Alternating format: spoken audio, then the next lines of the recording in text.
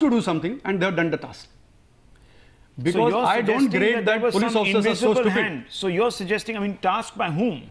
The only person who could have done a task such as this to frame a hero, an individual who, on various assessment reports, has almost got 9 out of 10, or in this particular case, 8 out of 9, because that's what the upper mark for all assessments are. He's a hero for the army, but a terrorist, really, for some of the investigators. Moral courage, 9 out of 9. This is the 2005 assessment of Lieutenant Colonel Purohit on the back of what Colonel Raikar was saying, that he came with a huge reputation. Why? Because moral courage, 9 out of 10. Loyalty, 9 out of 9. Tenacity, 9 out of 9. Integrity, 9 out of 9.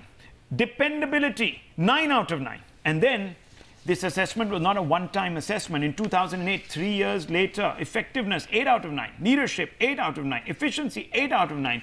This individual, his integrity is above question. His effectiveness is above question. He was a hero. Solid guy. Solid man.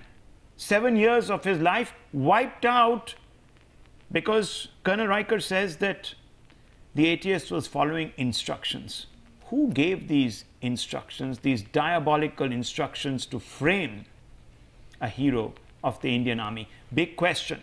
Accountability must be affixed. Megha Prasad, on this RDX angle, what can you tell us? Well, Rahul, so the contents, like we said, the ones that we have accessed, again, clarify, give us a very clear picture on exactly what the Army's take is on the RDX procurement. The ATS said in its investigation that he picked up RDX during his tenure in Jammu and Kashmir between 2001 and 2005. Now, this is the reply of the Army, which has been given to the Bombay High Court. And it says, pertinent to mention that strict guidelines existed for disposal of seized property, because the allegation was that RDX was seized by Colonel back then. Further, no documents as to disposal of the same is available with concerned unit formation, as case is of 2003 vintage.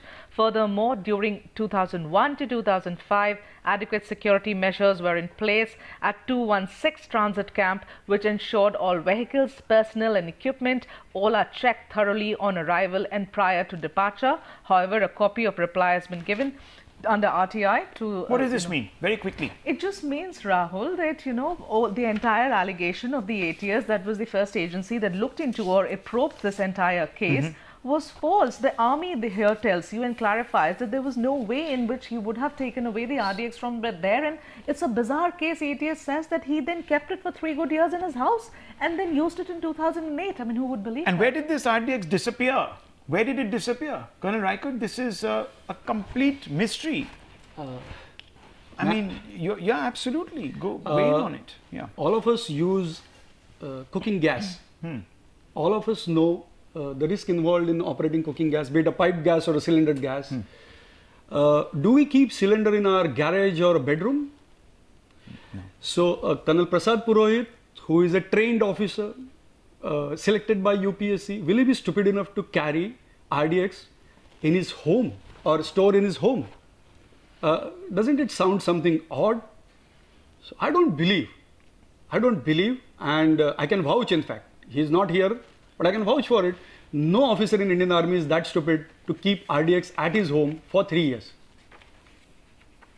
RDX being an unstable compound. Unstable, and no one would like explosives. Even in army units or army depots where explosives are kept, they are kept in clean segregation, much far away from any living quarters or anything else. So apart from the fact that he couldn't have got his hands on the RDX till about 20 or 30 upline and downline officers and others in the army would have helped him, he would never have kept it in his own home, because it could quite possibly have blown up right under his own nose.